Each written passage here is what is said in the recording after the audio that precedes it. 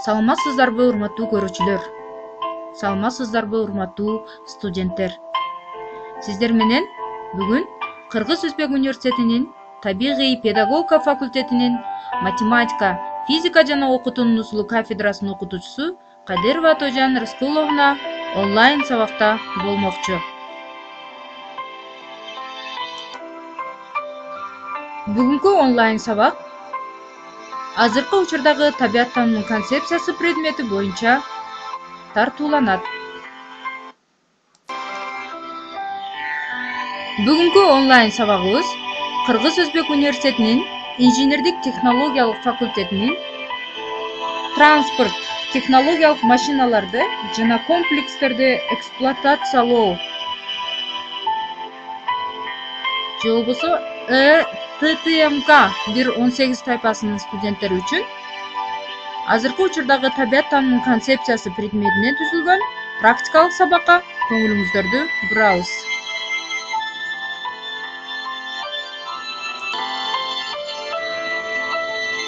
Бүгүнкү сабагыбыздын темасы, урматтуу студенттер, биосфера жана ошондой эле ноосфера жөнүндө Владимир Иванович Вернадскийдин окуусу деген тема менен таанышмакчыбыз.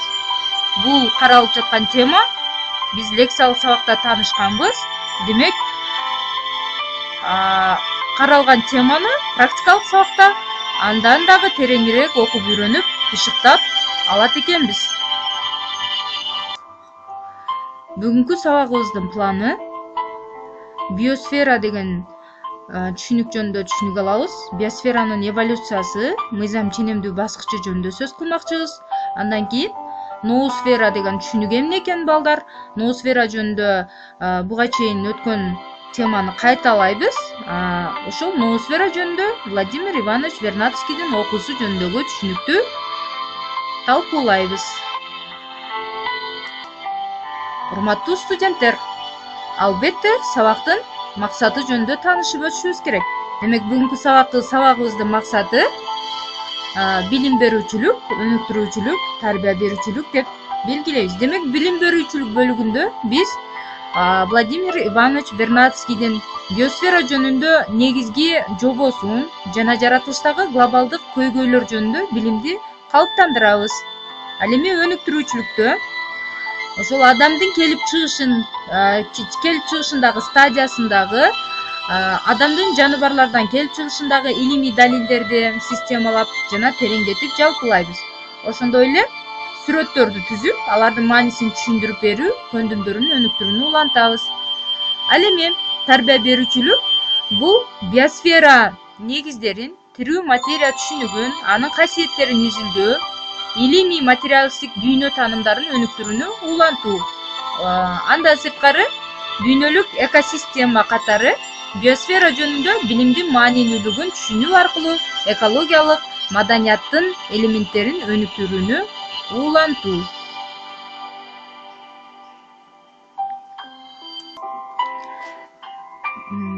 Демек, урматтуу студенттер, биз планыбыз боюнча биосферанын эволюциясынын мыйзам ченемдүү баскычы жөнүндө сөз кылабыз.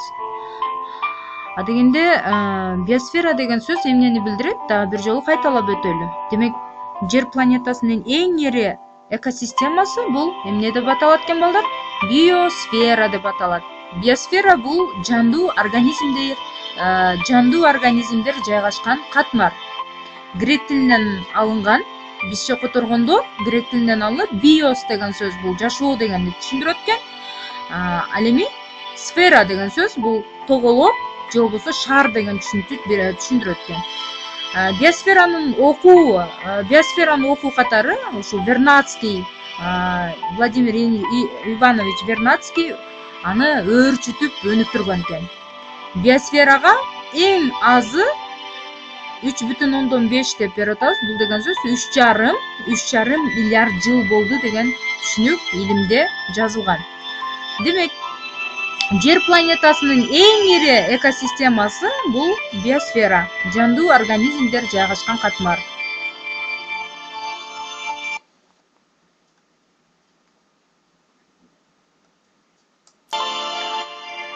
Мына ушул биосфера деген түшүнүктү балдар илимге биринчи жолу биосфера терминин австриялык геолог Эдуард Зюс 1875 жылы илимге киргизген экен. Ал эми балдар Владимир Иванович Вернадский бул 1863 жылы дүйнөгө келип, 1945 жылы дүйнөдөн кайткан окумуштуу, белгилүү орус табият изилдөөчүсү. Бул биохимия, геохимия, биосфера жөнүндөгү илимдерге, радиология жана башка илимдерге негиз салуучу бизге белгилүү окумуштуу. Демек, илимий техникалык революциянын өнүгүшү Владимирдин биосфера жөнүндөгү окуусуна чоң маанисин бардыгын аныктаган экен. Демек, илимий жетишкендиктер менен адам эмгегинин таасиринен биосфера акырындык менен жаңы абалга, ноосферага, демек биз азыр ноосфера деген түшүнүк менен дагы таанышып өтөт экенбиз. Ноосферага, андан кийин башкача айтканда бул акыл эс сферасына өтөт. Демек, биосфера бул жердеги жашоо катмары болсо, ал эми ноосфера бул кийинки катмар, ноосфера катмары болуп эсептелинет экен. Акыл эс катмары сферасына өтөт. Демек, философиялык ири жалпылоо болгон Владимирдин ноосфера жөнүндөгү идеясы анын ишмердигинин негизги эки багытынын биохимия илимдеринин тармагы кошулган жерде пайда болгон. Владимирдин кыйла эмгектери табиаттануунун омуктуу дейт, бул абдан бир өнүккөн деген омуктуу философиялык проблемаларына арналган. Демек, кыйла чет элдик илимдер академиясынын анык мүчөсү, көптөгөн илимий даражалар жана ошондой эле наамдардын ээси болгон экен. Дагы бир жолу кайталап өтөм силерге балдар. Демек, Владимир Иванович Вернадский бул ошол белгилүү орус табият изилдөөчүсү. Демек, биосфера деген биз өтүп аткан тема жөнүндөгү илимге негиз салуучу адам катары бизге белгилүү болгон экен.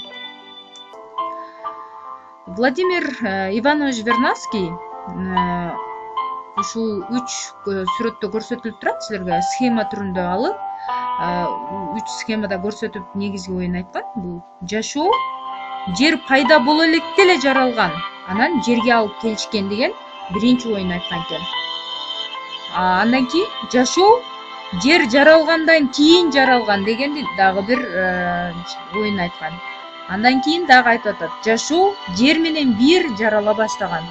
Мына ушул 3 ойду коюп, мына ушул 3 ойду алдыга максат катары коюп, Владимир Иванович Вернадский биосфера деген түшүнүктү илимге киргизип, аныктап чыккан.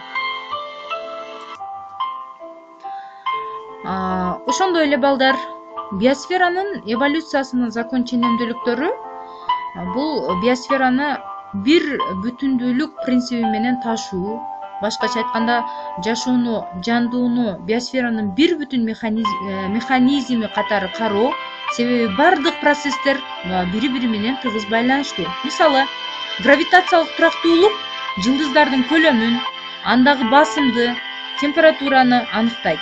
Бул өз учурунда аларда жүргөн реакцияларда таасир берип турат. Эгерде гравитациялык турактуулук бузулса, анда жылдыздарда жылуулук аз болуп, ядролук реакциялар басаңдайт.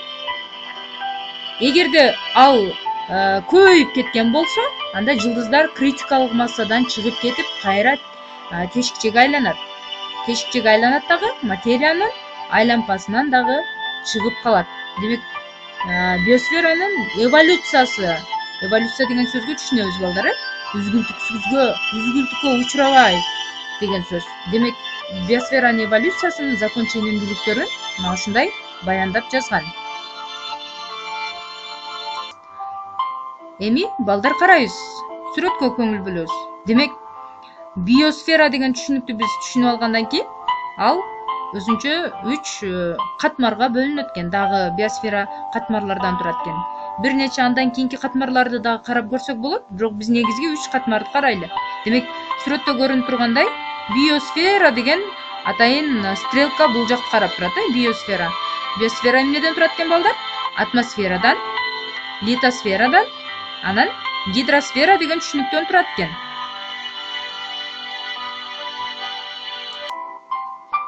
Мына балдар, мен силерге дагы бир сүрөттө көрсөткүм келди. Мында көрүп турасыңар, биосфера деген жазуу бул жерде көрсөтүлүп турат. Демек, гидросфера, литосфера, атмосфера деп турат. Демек, биз жашап аткан чөйрөнү 3 катмардан дагы көрсөтүлүп турган катмарларын айта кетсек, атмосфера бул биз дем алып жаткан аба кабыгы. Аба кабыгы демек атмосфера деп аталат экен.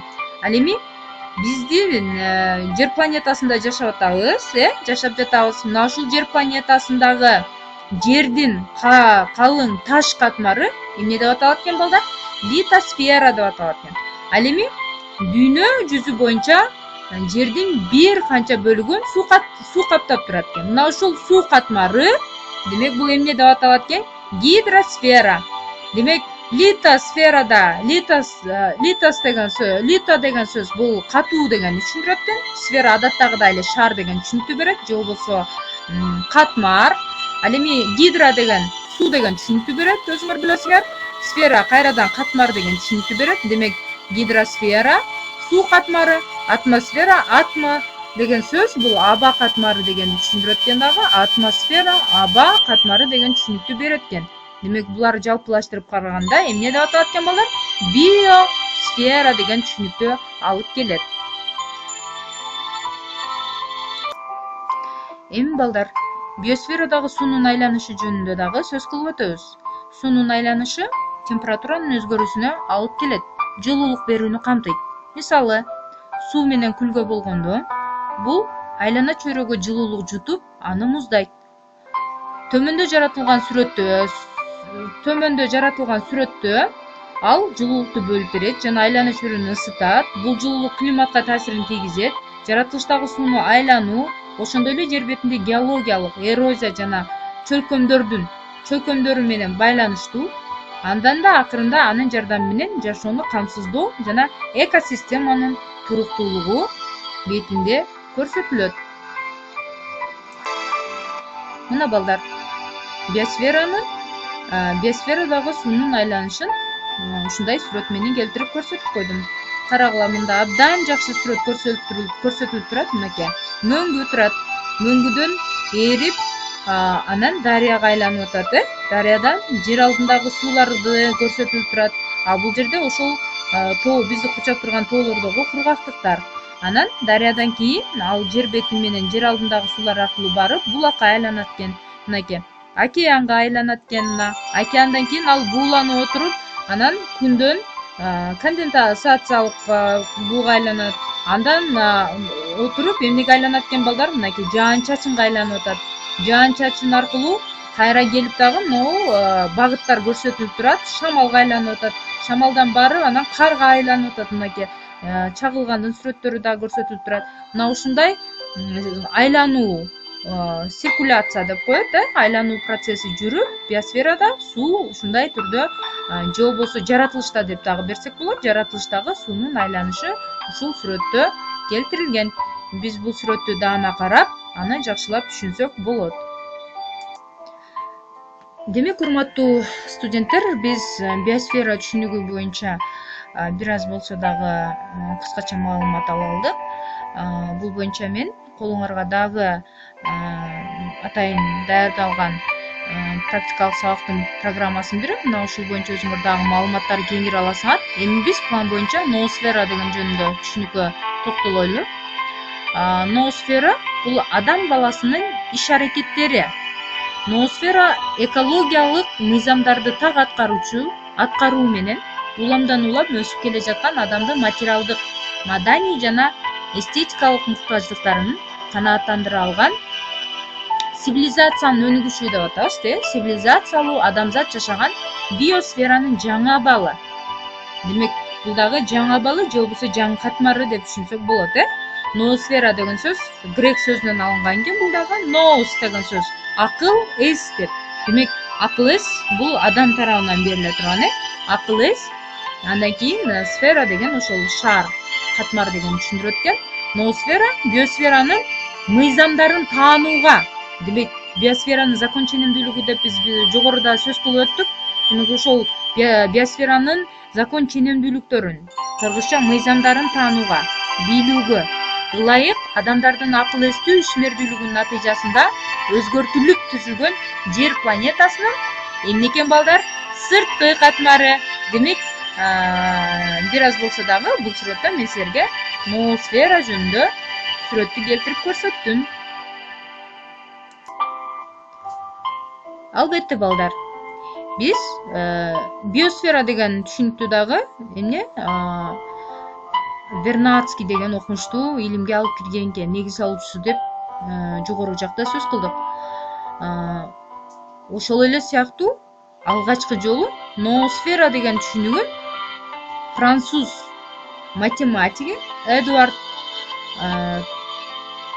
Леруя тарабынан сунушталган. Ал ноосфера деген түшүнүк деп адамдардын ой жүгүртүү ишмердүүлүгүнүн, анын натыйжаларын, адам коомдо пайдаланууну, аларды топтоону жана мындан мынга өткөрүп берүүнү түшүнгөн деген абдан бир жакшы сөз жазган. Эми балдар, убакыттын аздыгына байланыштуу мен силерге биосфера, ноосфера жөнүндө бир аз түшүнүк берип өтүп кеттим. Анда сабакты жыйынтыктаган убакка жетип келдик. Эми дептериңерге ар бириңер жаңы терминдерди жазып алгыла. Биосистема, экология, топтор, биоценоз, экосистема, биосфера, ноосфера деген түшүнүктөрдү жазып алабыз. Андан кийин билимиңерди колдонгула деп мен төмөгүндө абдан жакшы суроолорду келтирип койдум. Мына ушул суроолорду окуп, балдар жооп берет экенбиз. Ошондой эле кайтарым байланыш болуш үчүн, урматтуу студенттер, өзүңөрдүн пикириңерди билдиришиңер керек. Сабак боюнча пикирлерди билдирип, талкууга алышыбыз керек. Ошон үчүн балдар, өз пикириңерди адаттагыдай эле социалдык тармактар аркылуу, Telegram аркылуу, WhatsApp аркылуу жана башка социалдык тармактар аркылуу, ошондой эле өзүбүздүн университетибиздин атайын программасы, AVN 85 программасы аркылуу жиберсеңер болот. Сабакты жыйынтыктап жатып, бул планетада тиричилик эволюциясына жана анын өсүп өнүгүүсүнө көз салуу абдан зарыл деп белгилеп кетем. Биосфераны укумдан тукумга өткөрүп берүү абдан зарыл. Биосфераны сактап калуу адамзаттын өз колунда, силердин, биздин, аталарыбыздын, башкалардын колунда. Жаратылыштын байлыгын үнөмдүү пайдаланып, тиричиликтин көп түрдүүлүгүн сактоо, өзүбүз жашаган планетага ноосфералык же акыл эстүүлүк менен мамиле кылуубуз абдан зарыл деген түшүнүктү эмне кылат экенбиз? Сактап, бизден кийинки муундарга дагы ушундай жакшы акыл насааттарды айтат экенбиз. Урматтуу студенттер, колдонулган адабияттар төмөндө келтирилген. Бул адабияттар айрымдарын интернет булактарынан электрондук түрдө алып окусаңар болот. Айрымдарын Кудай буйруса университетке келсеңер, университетте ошол университеттин борбордук китепканаларынан алып окусаңар болот. Мына ушул адабияттардын ичинде биосфера, ноосфера жөнүндө абдан жакшы түшүнүктөр бар. Урматтуу студенттер, мен ойлойм, сабагымды жыйынтыктап жатып, биз сабактын башында биринчи коюлган сабактын максаттарына толугу менен жеттик окшойт деп ойлойм. Сабакты дагы максаттарын толук аткаруу үчүн силер тараптан кайтарым байланыш болуш керек. Мына ушул кайтарым байланыштын негизинде сабагыбызды дагы мындан ары жыйынтыктап талкууга алабыз. Көңүл бурганыңыздар үчүн чоң рахмат.